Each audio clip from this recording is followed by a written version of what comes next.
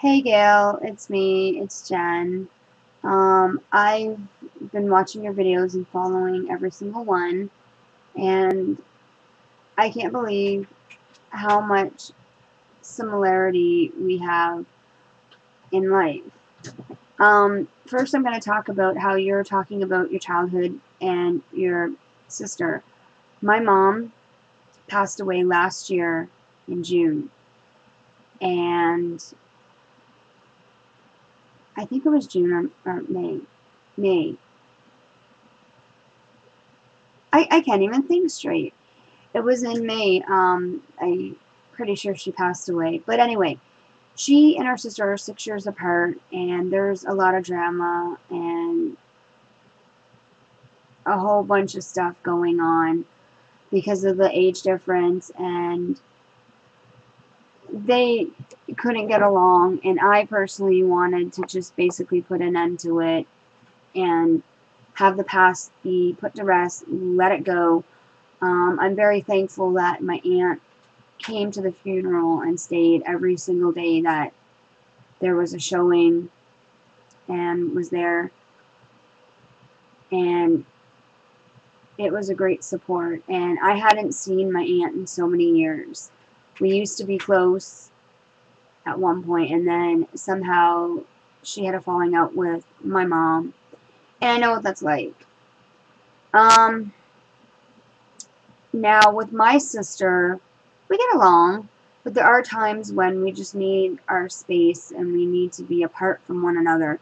We have our typical arguments or fights or whatnot, but also I need to let go of the past myself. When I was 7, I had just turned 7 in 1985, which was October 10th, and my biological father had passed away. He passed away from an aneurysm to the heart, and from my understanding, he was gone when he had fell on the bathroom floor in our townhome that my parents were renting at the time. Um, we moved from the house because there were some issues with the mortgage. They ended up getting involved in a conflicting mortgage where payments would go up and down like a yo-yo. And my parents just couldn't handle it anymore. My mom worked in a nursing home, but decided she was going to, I don't know if she was still working in the nursing home at the time, but I think she stayed home.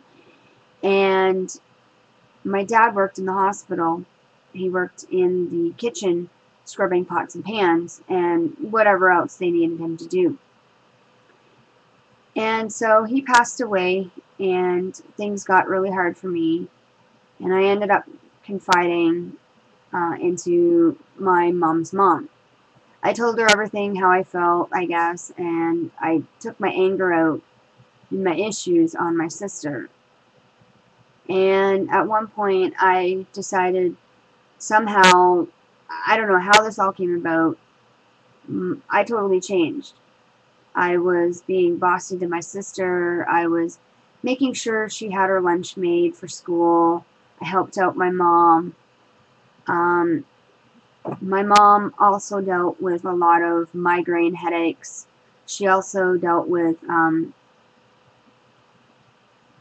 epilepsy, as she ended up getting epilepsy. We think she got it from a slip and fall in the backyard in the wintertime. She was coming out the back porch step, and I guess she slipped and, she cracked her skull.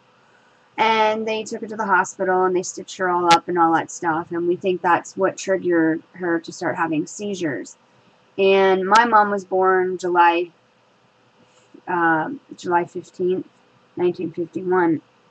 And back in those days, if you had epilepsy, you were basically considered a freak. And so my mom got everything situated and dealt with, and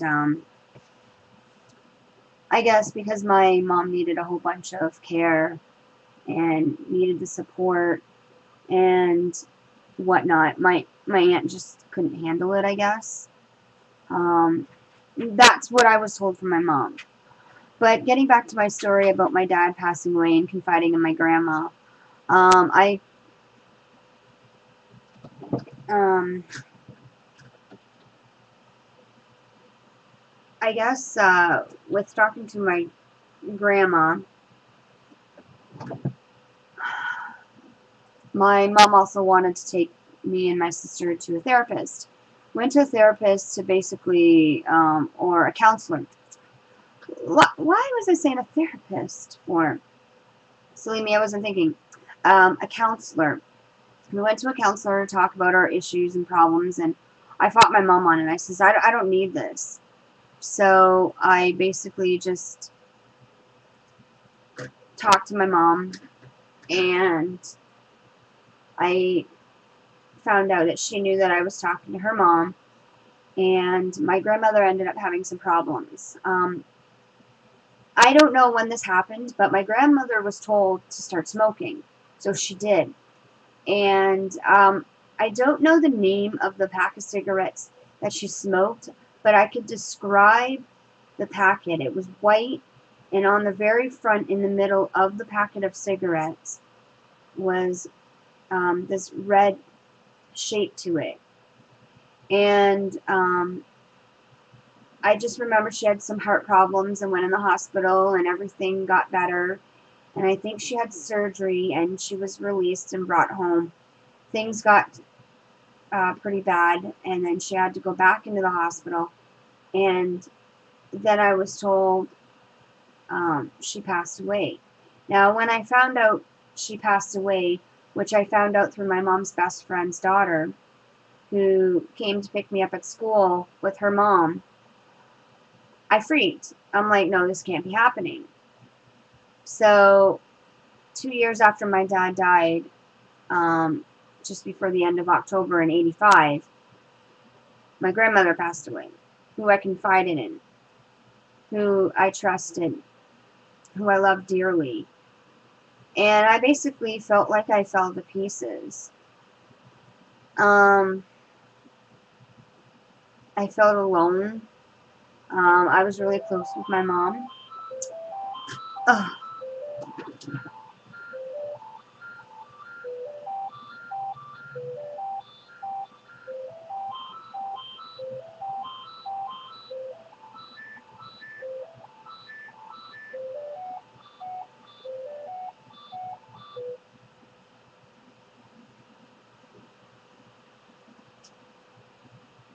Sorry about that. That was just my sister and brother-in-law's phone ringing.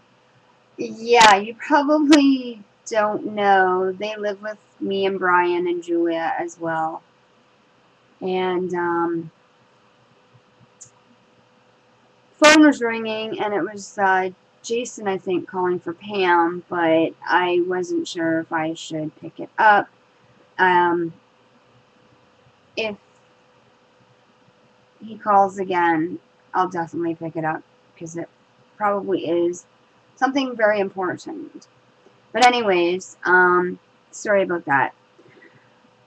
So I have to let go of the fact that my dad is gone, and I have to let go of the fact that, you know, my grandmother's gone. And then, you know, as time went on, my biological father, his mother passed away. And last year, my mom's dad finally passed away.